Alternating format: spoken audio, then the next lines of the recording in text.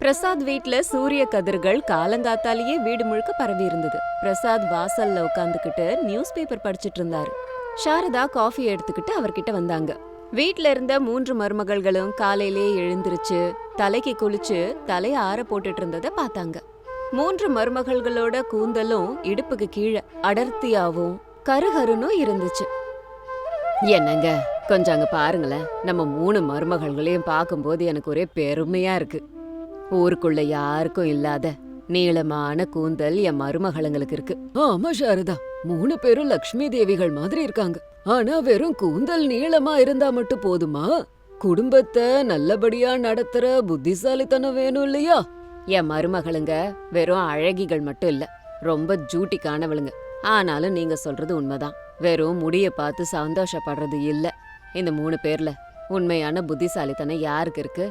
ஆபத்து வரும்போது முடிய காப்பாத்திக்கிட்டு வீட்டை யாரு நல்லா வழி நடத்துவா?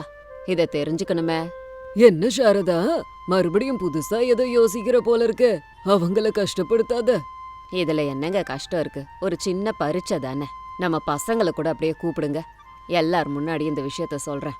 அப்ப சாரதா கூட்டத்துல ரமேஷ், சுரேஷ், அருண் எல்லாரும் வந்தாங்க. அவங்க பின்னாடியே 3 மருமகள்களும் வந்தாங்க. ஆளாளுக்கு வந்து நின்னுக்கிட்டு, என்னம்மா, காலையிலேயே பெரிய மீட்டிங் போட்டிருக்கீங்க, என்ன விசேஷம்? ஆமாம்மா, எனக்கு ஆபீஸ்க்கு நேரமாகுது, என்னன்னு சீக்கிரம் சொன்னா நல்லா இருக்கும். ஏண்டா பரபரப்பாவறீங்க? இன்னைக்கு நானு மருமகள்களுக்கு பிரத்யேகமான ஒரு போட்டி வைக்கலான்னு நினைச்சுக்கிட்டு இருக்கேன். அதுக்கு பேரு கேச போட்டி, மாமியாரின் பரீட்சை. அக்கா, அத்தை என்ன சொல்றாங்க? எனக்கு பயமா இருக்கு. நம்ம முடிய வச்சு ஏதோ போட்டி போடுறாங்களா? பயப்படாத அஞ்சலி, அத்தை என்ன சொல்றாங்கன்னு கொஞ்சம் கேப்பமே. அவங்க ஏதாவது ஒரு பொடி வச்சிருப்பாங்க. எதுவா இருந்தாலும் நான் தான் அதுல ஜெயிக்க போறேன்.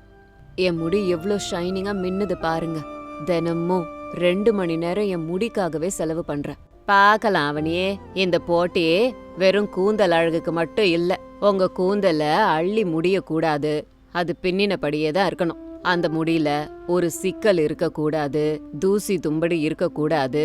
அதுக்கு எந்த ஒரு பிரச்சனையும் வராம நான் சொல்ற 3 வேலைய செய்யணும். யாரு அத வேக வேகமா செஞ்சு முடிக்கிறாங்களோ அவங்களுக்கு பரிசு. இது என்னம்மா விஷ பரீட்சை? அவ்வளோ நீட்டு முடிய கொண்ட போடாம எப்படிமா இவங்க வேலை செய்வாங்க? பாத்தியா சாரதா, உன் புள்ளையே சொல்லிட்டான். முடிய கட்டாம சமையல் வேலை, கிச்சன் வேலையெல்லாம் எப்படிமா பார்க்க முடியும்? மாமா, பரவாயில்ல மாமா. அத்தை இது மூலமா என்னமோ சொல்ல வராங்க. எங்க புத்திசாலித்தனம், சுறுசுறுப்புத்தனத்தை நிரூபிக்கிறதுக்கு இது எங்களுக்கு ஒரு வாய்ப்பு. அத்தை, ஆரம்பிக்கலாம். இதோ அனாமிகா ரெடி ஆயிட்டா. இந்த போட்டியில ஜெயிக்கிற மருமகளுக்கு என்கிட்ட இருக்க 8 சவரன் ஆரத்தை கொடுக்க போறேன். முதல் பரீட்சை இன்னைக்கே ஆரம்பம். அப்படி இருக்கும்போது மத்தியான நேரத்துல தோட்டத்துல 3 அடுப்பு எரிஞ்சுது. அது சாதாரண அடுப்பு இல்ல, விறகடுப்பு. அந்த சமையல் அறை கருப்பா கறி படிஞ்சு போய் இருந்துச்சு. மருமகள்களே, இங்க வாங்க. உங்க பரீட்சை இங்கதான். இந்த பழைய அடுப்பறையில நீங்க 3 பேரும் விறகு அடுப்புல பாயாசம் செய்யணும். விறக வைக்கும் போதெல்லாம் புகை வரும், நெருப்பும் அதிகமா வரும். உங்க முடிய கட்டாம செய்யணும். உங்க முடியில ஒரு முடி கூட பொசுங்க கூடாது. முடியில புகை ஸ்மெல்லு வரவே கூடாது.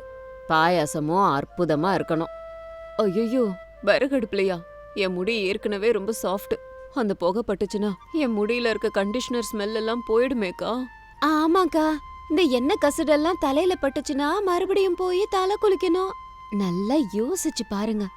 அத்தை நம்ம முடிய பின்னக்கூடாதுன்னு சொன்னாங்க, கவர் பண்ணக்கூடாதுன்னு சொல்லலல்ல. அது மட்டும் இல்ல, நம்ம அடுப்புல இருந்து கொஞ்சம் தூரத்திலேயே இருந்து செய்வோம். தூரத்துல உட்கார்ந்து எப்படிக்கா சமைக்கிறது? நான் வேணா என் முடி பாழாகாம மெதுவா சமைக்கிறேன் அப்படின்னு 3 பேரும் அடுப்பறைக்கு போனாங்க. அவனி புகைப்படாம ஒரு கையால முடிய புடிச்சுக்கிட்டு இன்னொரு கையால விறகையெல்லாம் வச்சுக்கிட்டு இருந்தா. ஆனா அந்த புகை அவளுக்கு இருமல வரவழைச்சுது. அஞ்சலி பயந்து போய் தூரத்துல நின்னு பாயசத்துக்கு பால் ஊத்துனா. ஆனா பாத்திரத்தை அடுப்புல சரியா வைக்க முடியாம பால் எல்லாம் கீழே ஊத்துச்சு. அவனி, அஞ்சலி இருங்க, அப்படி பண்ணீங்கன்னா தலைமுடி வேஸ்ட் ஆயிடும், சமையலும் வேஸ்ட் ஆயிடும். என்கிட்ட ஒரு ஐடியா இருக்கு அப்படின்னு சொல்லி அனாமிகா தோட்டத்துல இருந்த ஒரு மூங்கில எடுத்துட்டு வந்து, கூடவே ஒரு காட்டன் துணி எடுத்துட்டு வந்து தன்னோட தலைமுடிய அப்படியே கவர் பண்ணிட்டு மூங்கிலால ஊதி ஊதி அடுப்பெரிய வச்சா. முடிக்கு ஒண்ணும் ஆகல. முடிக்கும் எதுவும் ஆகாம அப்படியே கவர் பண்ணிட்டான். அடுப்ப ஊதுறதுக்கு அந்த மூங்கில் ரொம்ப உதவியா இருந்தது. புகை அவளோட முகத்துக்கோ முடிக்கோ சுத்தமா வரவே இல்ல. அஞ்சலி, நீ அங்க இருக்கிற முந்திரி பருப்பு கொஞ்சம் வறுக்கிறியா? அவனி, நீ அடுப்புக்கு கொஞ்சம் தூரத்துல நின்னு சர்க்கரைய போடு. இந்த புகை நேரடியா வெளியில போற மாதிரி அந்த ஜன்னலை அப்படியே திறந்து கூட வைங்க அப்படின்னு அனாமிகா தெளிவா அந்த கிச்சன்ல இருந்த ஜன்னலையெல்லாம் திறந்தா. புகை எல்லாமே அது வழியா வெளியே போச்சு. முடிக்கு அந்த வெள்ளை துணி கவசமா இருந்தது. அதனால அவளோட கூந்தல்ல எந்த ஸ்மெல்லும் வரல. சாரதா உள்ள வந்தாங்க. பாயாசம் ரெடி பண்ணிட்டீங்களா? சரி, எல்லாரும் உங்க முடிய காட்டுங்க அப்படின்னு சாரதா 3 பேரோட முடியையும் செக் பண்ணாங்க. அவனியோட முடியில கொஞ்சம் புகை ஸ்மெல் வந்துச்சு. அஞ்சலியோட முடியில அங்கங்க எண்ணெய் கசிடு இருந்தது. ஆனா அனாமிகாவோட முடியில இந்த ரெண்டுமே இல்லாம மிருதுவா இருந்துச்சு. அனாமிகா, ரொம்ப நல்லா பண்ணிருக்க. வெள்ளை காட்டன் துணியால முடிய மூடிட்ட.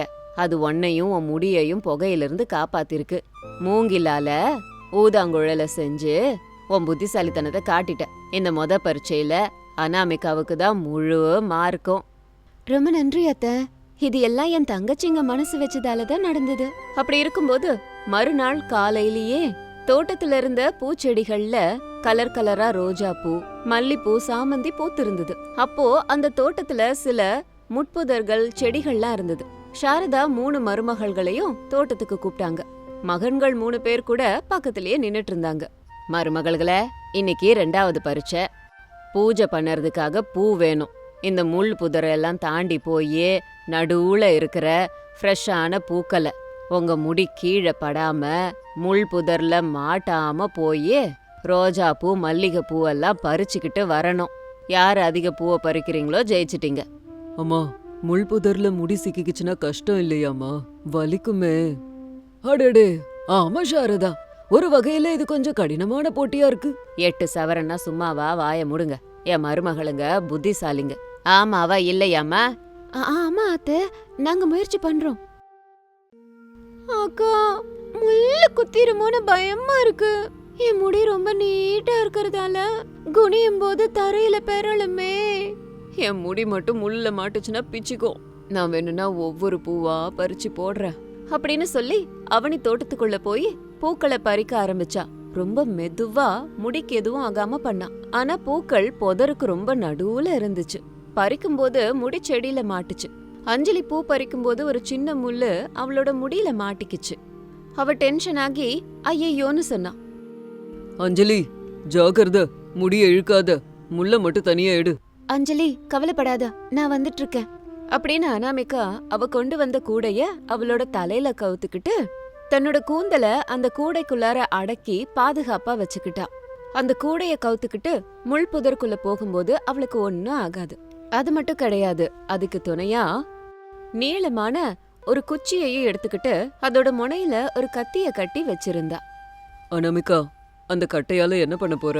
என்னங்க, பூவை கையால பறிச்சாதானே முள்ளு குத்தும். இந்த சாதனத்தை வச்சு தூரத்துல இருந்தே பூக்களை எல்லாம் பறிக்கலாம். இது பண்றது மூலமா என் முடிக்கு எதுவுமே ஆகாது. முடி தரையிலயும் விழாது இல்லையா அப்படின்னு அனாமிகா முள் புதருக்கு ஆழமா போகாம கொஞ்ச தூரத்துல இருந்தே குச்சியால பூ பறிச்சா. கொஞ்ச நிமிஷங்கள்லயே அவ கூட ஃபுல்லா பூக்களை பறிச்சு போட்டுட்டான். அவனையும் அஞ்சலியும் ஆச்சரியமா பார்த்தாங்க. அக்கா, உன் யோசனைய யாரால அடிச்சுக்க முடியாது. முடிய கூடைக்குள்ளார பாதுகாப்பா வைக்கிறது, நீட்டான குச்சியால பூக்களை பறிக்கிறது, சூப்பர். ஆமாக்கா, நான் அவசரப்பட்டு என் முடிய சிக்கலாக்கிட்டேன் பாரு. அற்புதம் அனாமிகா, உன் முடிக்கு எதுவும் ஆகாம கூடைய கவுத்துக்கிட்ட, செடியில மாட்டிக்காம பூவை பறிச்சது எல்லாம் நல்ல யோசனை. எந்த பரீட்சையிலயும் அனாமிகா தான் ஜெயிச்சா. அஞ்சலி, உன்னோட முடியில ஒரு சின்ன முள்ளு தான் மாட்டுச்சு, மத்தபடி வேற ஒண்ணும் இல்ல. அவனே, நீ கம்மி பூவை பறிச்சிருக்க, ஆனா முடிய ரொம்ப நல்லா பாத்துக்கிட்டம்மா. அதுக்கப்புறமா வீட்டோட ஹால்ல ஒரு பெரிய பானைய வச்சாங்க. அந்த பானைக்குள்ளார தயிர் இருந்தது. அது மோர் கடைய ரெடியா இருந்தது. சாரதாவும் பிரசாதும் சோஃபால உட்காந்தாங்க. மகன்கள் 3 பேரும் பக்கத்துல வந்து நின்னாங்க. மருமகள்களே, இது உங்க கடைசி பரீட்சை. இந்த பெரிய பானைய கடைஞ்சி வெண்ணெய் எடுக்கணும். தயிரை கடையும் போது மோரு வெளியில வரும். உங்க 3 பேரோட முடிகள்ல ஒரு துளி கூட மோரு படாம நீங்க கடைஞ்சி எடுக்கணும். முடிய முன்னாடி போட்டுக்கணும். வெண்ணெயோ ஒரு துளி மோரோ கூட முடியல முகத்துல படக்கூடாது. அதே சமயத்துல வெண்ணெய சீக்கிரமா எடுக்கணும். சாரதா, முடிய முன்னாடி போட்டு மோரை கடைஞ்சாங்கன்னா கண்டிப்பா அது முடியல படதானமா செய்யும். இது அசாத்தியமான வேலையாச்சே. ஆமாம்மா, முடிய முன்னாடி போட்டா சரியா பார்க்க கூட முடியாது. அவங்க எப்படி பண்ணுவாங்க? இங்கதான் அவங்க புத்திசாலித்தனத்தை யூஸ் பண்ணணும். நிஜமாவே புத்திசாலி பொண்ணு அத சரியா செய்வா. அத்த, முடிய தூக்கி முன்னாடி போட்டுட்டா குனியும் போது என்னால எதுவும் பார்க்க முடியாது. ரொம்ப கஷ்டமா இருக்கும். என்னால முடியாதுப்பா. ஆமாக்கா, மோர் மேல பட்டுச்சுன்னா ஒரே நாத்து அடிக்கும். கவலைப்படாதீங்க, இதுக்கு கூட ஒரு நல்ல யோசனை இருக்கு. அத்தை முடிய முன்னாடி போடணும்னு சொன்னாங்களே தவிர நம்ம முகத்தை கவர் பண்ண கூடாதுல்ல. அதே மாதிரி மோர் சிலுப்பும் போது நம்ம நேரா அதுக்கு பக்கத்துல இருக்கணும்னு சொல்லலையே. அப்புறம் தூரத்துல இருந்து வெண்ணெய எப்படி எடுப்பீங்க அண்ணி? அதுவா, ஒரு சின்ன கயிறை வச்சு அதை சுலபமா பண்ணிடலாம் அப்படின்னு சொல்லி அனாமிகா உள்ள போய் நீளமான கயிறை எடுத்துட்டு வந்து அத அந்த பானையில இருந்த குச்சியில கட்டுனா. அவளுக்கும் பானைக்கும் நடுவுல ஒரு தடுப்ப போட்டா. அதுக்கப்புறம் அனாமிகா குடத்துல இருந்து 3 அடி தள்ளி போய் நின்னா. தன்னோட நீளமான குந்தல முன்னாடி போட்டுக்கிட்டு மோர சிலுப்புனா. இது மூலமா மோர் முகத்திலேயோ முடியிலையோ படாது. தூரத்துல இருந்து அந்த கயிறால மோர சிலுப்ப ஆரம்பிச்சா. வாவ் அண்ணி, சூப்பர் ஐடியா இது. தூரத்துல இருந்து கயிறை இழுக்கும் போது மோர் சிலும்புது. நடுவுல இருக்கிற தடுப்பு மூலமா அந்த மோர் துளி உங்க மேலயோ முடியலையோ படல. ஆமா அருண், இது மூலமா முடிக்கு எந்த ஒரு ஆபத்தும் இருக்காது. அவனே, அஞ்சலி, நீங்களும் இதே முறையில செய்யுங்க. அப்போ அனாமிகா சொன்ன மாதிரியே அவனையும் அஞ்சலியும் மோர சிலுப்புனாங்க. தூரத்துல இருந்து சுலபமா வெண்ணெய கடைஞ்சி எடுத்துட்டு இருந்தாங்க. 3 பேரோட முடியிலையும் ஒரு துளி மோர் படல. இதுக்கு முன்னாடி செஞ்ச வேலை மாதிரி இல்லாம இது ரொம்ப சுலபமா இருந்தது. கொஞ்ச நேரத்திலேயே பானையில வெண்ணெய் வந்தது. சூப்பர்மா அனாமிகா, உன்னோட புத்திசாலித்தனத்துக்கு நான் அடிமையாயிட்டேன். ரொம்ப சுலபமா நல்லபடியா யோசிச்சிருக்கியே. ஆமா, இந்த பரீட்சைய நான் கொடுக்கும்போது கூட இவ்ளோ புத்திசாலித்தனமான விஷயங்கள் இருக்கும்னு யோசிக்கவே இல்ல. அனாமிகா, நீ வெறும் அழகான கூந்தல உடைய மருமக மட்டும் இல்ல, புத்திசாலி மருமக, சுறுசுறுப்பான பொண்ணுமா நீ. அன்னைக்கு சாயந்தர நேரத்துல வீடு முழுக்க தீபங்கள் ஏற்றப்பட்டு அழகா இருந்தது. குடும்ப உறுப்பினர்கள் எல்லாரும் ஹால்ல உட்கார்ந்திருந்தாங்க. சாரதா அவங்க கிட்ட இருந்த ஹாரம் செட்ட கொண்டு வந்தாங்க. மருமகளே அனாமிகா, இங்க வாமா. நீ நான் வச்ச ஒவ்வொரு பரீட்சையிலையும் உன் பொறுமை, புத்திசாலித்தனம், சுறுசுறுப்பு எல்லாத்தையும் காமிச்ச. உன் கூடவே மத்த மருமகள்களையும் உற்சாகப்படுத்தி அவங்களும் ஜெயிக்கணும்னு நினைச்ச. நன்றி அத்த. ஆனா இந்த வெற்றி என்ன மட்டும் சேராது. இவங்க 2 பேர் கூட எனக்கு உதவியா இருந்தாங்க. அவங்க ஒத்துழைக்கலன்னா என் ஒருத்தியால மட்டும் இத பண்ணிருக்க முடியாது. இல்லக்கா, உன் சுறுசுறுப்பு எங்களுக்கு வராது. உன்னாலதான் எங்க முடி இன்னைக்கு தப்பிச்சுது. வேலையையும் நாங்க கத்துக்கிட்டோம். ஆமாங்கா, எங்களுக்கு நீதான் குருசாமி.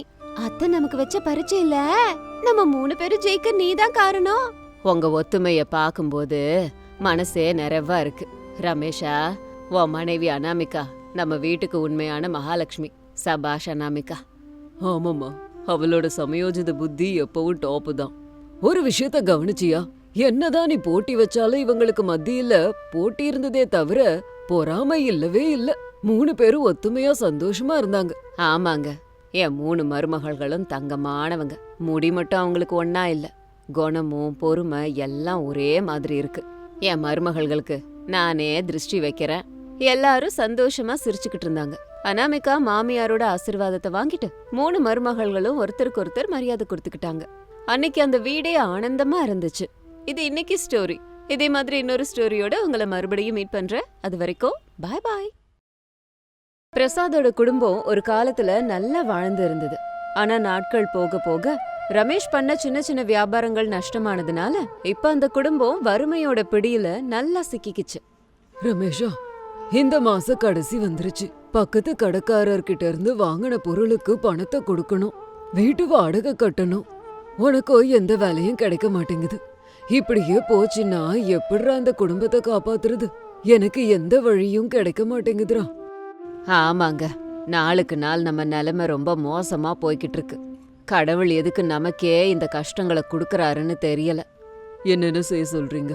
நான் வேலை தேடி அலைஞ்சிட்டு தான் இருக்கேன். என் நேரம் எங்கேயுமே வேலை கிடைக்க மாட்டேங்குதே. இங்க பாருங்க, தயவு செஞ்சு யாரும் உடைஞ்சு போயிடாதீங்க. சுக துக்கங்கிறது வாழ்க்கையில வரும் போகும். இருட்டுக்கு அப்புறம் வெளிச்சம் வர மாதிரி நம்மளோட கஷ்டங்களும் சீக்கிரமா விலகி போயிடும். அம்மா அனாமிகா, நீ சொல்லறது பேச்சுக்கு வேணா நல்லா இருக்கும்மா. ஆனா கையில சில்லற இல்லாம குடும்பத்தை எப்படி காப்பாத்துறது? அதுக்கு என்னம்மா வழி? அத்த, வர வெள்ளிக்கிழமை வரலட்சுமி விரதம். நம்ம காலனி முழுக்க அம்மனோட புகழதான் பாடும். நம்மளும் பக்தி மயத்தோட மகாலட்சுமிய பூஜை பண்ணோம்னா நம்ம கஷ்டம் போய் நம்ம வீட்லயும் லக்ஷ்மி கடாட்சம் வரும். அது என்னோட நம்பிக்கை அத்த. அதனால நம்மளும் வரலட்சுமி விரதம் பண்ணலாம். அனாமிகா, உன் யோசனை நல்லாதான் இருக்கு. ஆனா விரதம்லாம் சாதாரண விஷயம் இல்ல. பூஜைக்கு சாமான்கள் வாங்கணும், பழம் பூக்கள் எல்லாம் வாங்கணும். அதை விட முக்கியமா விரதம் முடிஞ்சதுக்கு அப்புறமா 9 இல்ல 11 பெண்களை கூப்பிட்டு அவங்க எல்லாருக்கும் வயிறார சாப்பாடு போட்டு கையில துணிமணி கொடுக்கணும். நம்ம கூப்பிடுற அந்த பெண்களுக்கு பிளவுஸ் பிட் வாங்கி கொடுக்க கூட நம்ம கிட்ட பணம் இல்லையே. ஆமாமா அனாமிகா, வரலட்சுமி பூஜைய அரைகுறையா பண்ணக்கூடாது. 10 பேரை நம்மளால கூப்பிட முடியாதப்போ நம்மளால எப்படி இந்த விரதத்தை பண்ண முடியுமா? மாமா, கடவுள் நம்ம கையில இருக்க பணம் ஆடம்பரத்தை பார்க்க மாட்டாரு. நம்ம மனசுல இருக்க பக்தியை தான் பாப்பாரு. பக்தியோட சமர்ப்பிக்கிற துளசி மாலைக்கு கூட கடவுள் செவி சாய்ப்பாரு. நம்ம சக்திக்கு தகுந்த மாதிரி சிம்பிளா பூஜை வைப்போம். நம்ம பக்திய பார்த்து அந்த லக்ஷ்மி தேவி கருணை காட்டாம இருப்பாங்களா? எனக்கு அனுமதி மட்டும் கொடுங்க, எல்லா வேலையும் நானே பாத்துக்கிறேன். ஓ நம்பிக்கை தான் நம்ம வீட்டுக்கு பாதுகாப்புமா. சரி சரி, அதே நடக்கட்டும். வரலட்சுமி விரதத்தை பண்ணுவோம். அனாமிகா பூஜைக்கு கூப்பிடுறதுக்கு பக்கத்து வீட்டுக்கு போனா. பக்கத்துல அவனி சுரேஷோட பெரிய பங்களா. ஹால்ல அவனி அவ பக்கத்துல அஞ்சலி உட்கார்ந்திருந்தா. அப்போ அனாமிகா அங்க வந்தா. அவனி, அஞ்சலி, உங்க 2 பேருக்கும் வணக்கம். ஓஹோ, அனாமிகாவா? வாங்க வாங்க. என்ன, என்னைக்கும் இல்லாம இன்னைக்கு எங்க வீட்டுக்கு காஃபி பொடி கடன் வாங்க வந்தீங்களா என்ன? ஆமா அவனி, வர வர இவங்க வீட்ல என்ன நிலைமை கைய மீறி போய்கிட்டு இருக்கு. ரமேஷுக்கு வேலை ஒண்ணும் இல்ல. அப்படி இருக்கும்போது சின்ன சின்ன பொருளுக்கு நம்ம கிட்ட வராம வேற எங்க போவாங்க? அனாமிகா மனசு காயப்பட்டாலும் வெளியில அதை காட்டிக்கல. இல்லைங்க, உங்ககிட்ட எதுவும் கேக்குறதுக்கு வரல. வர வெள்ளிக்கிழமை எங்க வீட்ல வரலட்சுமி விரதம் வச்சிருக்கோம். நீங்க 2 பேரும் கண்டிப்பா வரணும். அம்மனோட பிரசாதத்தை வாங்கிக்கிட்டு அவங்க ஆசிர்வாதத்தை பெறணும்னு கேட்க வந்தேன். தாம்பூலம் கொடுக்க தான் வந்திருக்கேன். ஐயையோ, கேட்டியாடி அஞ்சலி, இவங்க வீட்ல ஒருவேளை சாப்பிடுறதே கஷ்டம். இதுல வரலட்சுமி விரதம் பண்ண போறாங்களாமே, பிரசாதம்லாம் கொடுக்க போறாங்களாம். ஆமா, கேக்கும் போதே செம்ம சிரிப்பு வருதே. பிரசாதம்னா ஜாக்கெட் பிட்டு, பழம், பூவு எல்லாத்தையும் வச்சு கொடுக்கணும். அது இல்லாம வெறும் வெத்தலை பாக்க மட்டும் கொடுக்க போறீங்களா என்ன? அதெல்லாம் இருக்கட்டும், உங்க வீட்டுக்கு வர சுமங்கலி பெண்களுக்கு மஞ்சள் குங்குமம் வாங்கி கொடுக்க முடியுமா உங்களால? கடவுளை பூஜை பண்ண ஏழை பணக்காரங்கிற பேதம்லாம் ஒண்ணும் இல்ல. மனசுல நேர்மையும் பக்தியும் இருந்தா போதும். நாங்க பெருசா ஒண்ணும் பண்ண முடியாம போலாம். ஆனா பக்தியோட அந்த அம்மனை நாங்க பூஜை பண்ணிட்டு இருக்கோம். இங்க பாருங்க, நீங்க 2 பேரும் கண்டிப்பா பூஜைக்கு வரணும். பாக்கலாங்க அப்படின்னு சொன்னதும் அனாமிகா அங்கிருந்து போயிட்டா. அவ போன உடனேயே, அஞ்சலி பாத்தியா இவளோட திமிர? பணத்துக்கு வக்கலனாலும் பக்தி இருக்க மாதிரி நடிக்கிறான். நம்ம வீதியில எல்லார் வீட்டுக்கும் வேற போய் பூஜைக்கு வாங்கன்னு கூப்பிடுறா. ஆமா அவனி, அஞ்சலி, நம்ம யாருன்னு காமிச்சாகணும். நம்மளும் அதே சனிக்கிழமை அன்னைக்கு வரலட்சுமி விரதத்தை பெருசா பண்ணலாம். ஊர்ல இருக்க சுமங்கலி எல்லாருக்கும் பட்டு சேலை கொடுக்கறோம், பெரிய விருந்து கொடுக்கறோம்னு சொல்லுவோம். அப்ப இந்த 7 அனாமிகா வீட்டுக்கு ஒருத்தரும் போக மாட்டாங்க. எல்லாரும் நம்மள தேடிதான் வருவாங்க. Wow, super idea. அந்த அனாமிகா அசிங்கப்படணும், அவமானப்பட்டு ஓடணும். உடனே எல்லாருக்கும் தகவல் சொல்லுவான். அவனையும் அஞ்சலியும் அதே வீதியில இருந்த சுமங்கலி எல்லாரையும் போய் கூப்பிட்டாங்க.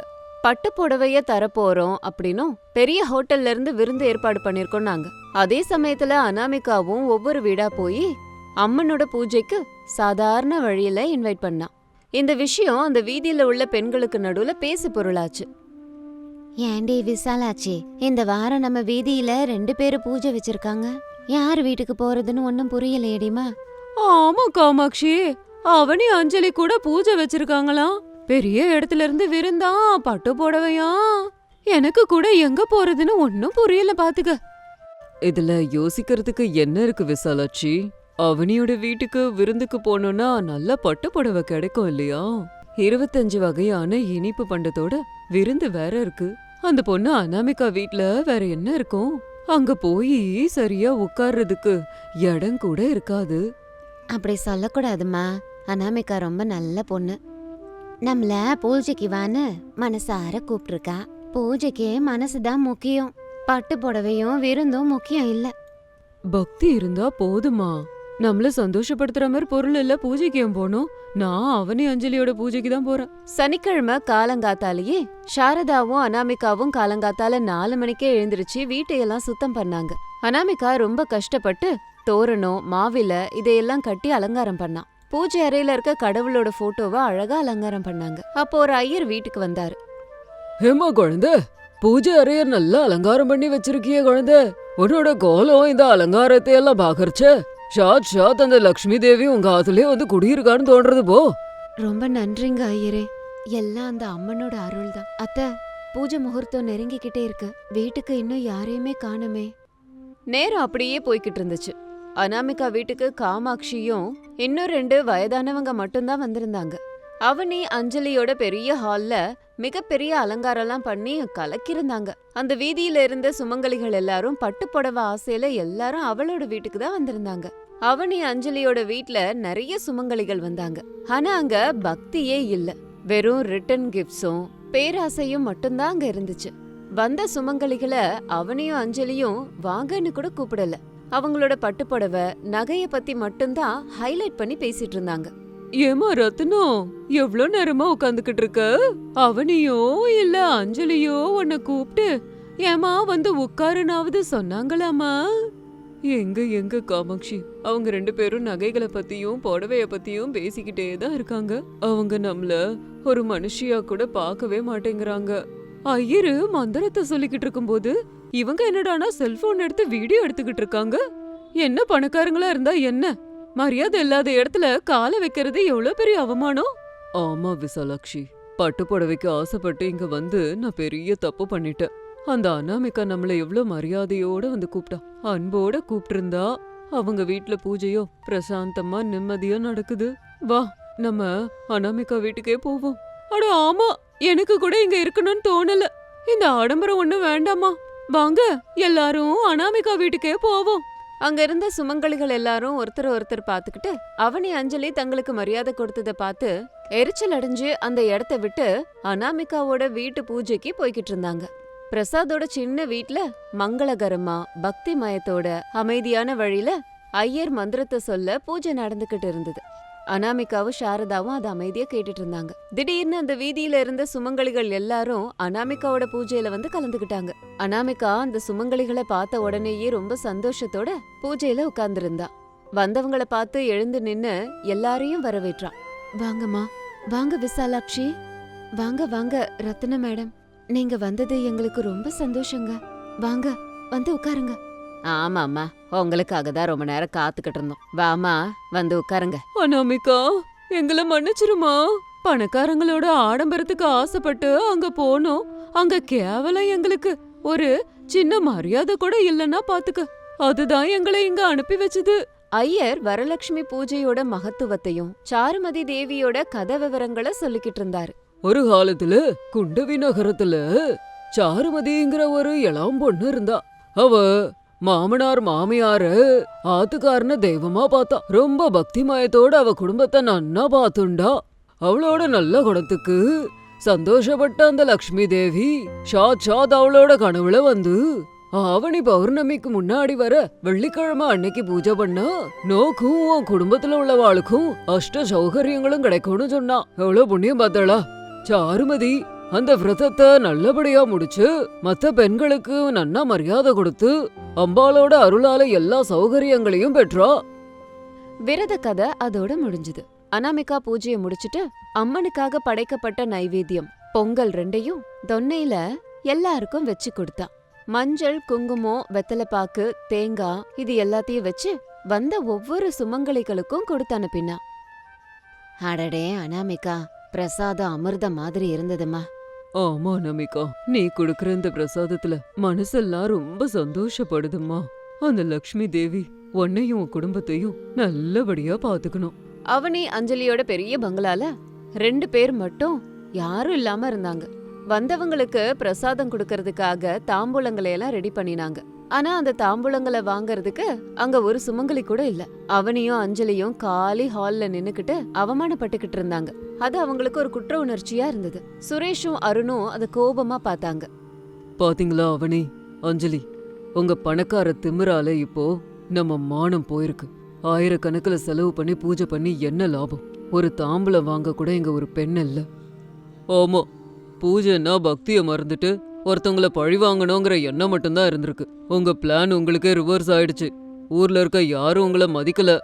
சுரேஷ், நாங்க பெரிய தப்பு பண்ணிட்டோம். அனாமிகாவை பார்த்து பொறாமப்பட்டு தப்பு பண்ணிட்டோம். ஆமா அருண், இந்த தாம்பலத்தை வாங்கலன்னா இந்த விரதம் முழுசா முடியாது. அம்மனோட கோபத்துக்கு ஆளாவும். இப்ப என்ன பண்றது? வேற என்ன பண்றது? உங்க ஆணவத்தெல்லாம் ஒரு பக்கம் வச்சுட்டு அனாமிகா வீட்டுக்கு முதல்ல போங்க. அவங்க கிட்ட மன்னிப்பு கேளுங்க. அவங்கள தவிர உங்களை யாராலையும் காப்பாத்த முடியாது. அவனி அனாமிகாவுக்கு கால் பண்ணான். அனாமிகா போனை எடுத்து பேசினா. அனாமிகாவா, எங்களை மன்னிச்சிருங்க. பணம் நிறைய இருக்குங்கிற ஆணவத்துல அதெல்லாம் கண்ணை மறைச்சிருச்சு. உங்களை ரொம்ப அவமானப்படுத்திட்டோம். அது எல்லாத்துக்கும் மொத்தமா சேர்த்து கடவுள் இன்னைக்கு எங்களை ரொம்ப தண்டிச்சிட்டாங்க. எங்க வீட்டுக்கு வந்த எல்லாருமே எங்களை விட்டுட்டு உங்க வீட்டுக்கு வந்திருக்காங்க. எங்க வீட்டுல தாம்பூலம் வாங்குறதுக்கு ஒரு பெண்மணி கூட இல்ல. ப்ளீஸ் அக்கா, நீங்க தான் எங்க மானத்தை இப்ப காப்பாத்தணும். ஆமாங்கா, நீங்க தான் எங்களை மன்னிச்சு உங்க வீட்ல இருக்க எல்லா சுமங்கலையும் கூட்டிட்டு வரணும். எங்க வீட்டுக்கு வாங்க. ஐயோ அஞ்சலி, அவனி, எதுக்காக அழறீங்க? பூஜை விரதம்ங்கிறது போட்டிக்காக பண்றது இல்ல, புண்ணியத்துக்கு பண்றது. நீங்க தப்பு உணர்ந்துட்டீங்கல்ல, அதுவே போதும். நான் இப்பவே எல்லாரையும் கூப்பிட்டுக்கிட்டு உங்க வீட்டுக்கு வரேன். அனாமிகா ஹால்ல இருந்த அந்த சுமங்கலிகள் கிட்ட பேசி அவங்க எல்லாரையும் கூப்பிட்டுக்கிட்டு அவனி அஞ்சலியோட வீட்டுக்கு வந்தாங்க. அக்கா, எங்களை மன்னிச்சிருங்க. உங்க பண்பு முன்னாடி எங்க பணம் தோத்துருச்சு. அதை நாங்க இன்னைக்கு ஒத்துக்கிறோம். ஆமாக்கா, உங்களுக்கு நிகர் நீங்க தான். அஞ்சலி, அவனி, கடவுள் நம்மள எதை வச்சு ஆசீர்வாதம் பண்ணுவாருன்னு உங்களுக்கு தெரியுமா? சக மனுஷங்களுக்கு நீங்க மரியாதையும் அன்பும் தரீங்களான்னு பார்த்துதான். பணம் இன்னைக்கு வரும், நாளைக்கு போகும். ஆனா மனுஷங்களுக்கு மத்தியில இருக்க பந்தம், அன்பு, அது எப்பவும் நிலைச்சிருக்கும். வாங்க, பூஜையை முடிச்சுட்டு எல்லாருக்கும் தாம்பலத்தை கொடுப்போம். அவனியும் அஞ்சலியும் வந்த சுமங்கலி பெண்கள் எல்லார்கிட்டயும் மன்னிப்பு கேட்டு பக்தியோட தாம்பலம் கொடுத்தாங்க. வந்தவங்க சந்தோஷத்தோட வாங்கிக்கிட்டு அவங்கள ஆசீர்வாதம் பண்ணாங்க. சபாஷ் அனாமிகா, இன்னைக்கு நீ 2 பேரோட ஆணவத்தையும் பணத்திமிரையும் அடக்கிட்டியே. அதுவும் பக்தி மயத்தோட. ஒன்ன மாதிரி பொண்ணு இருக்கிற வீடு கொடுத்து வச்ச வீடுமா.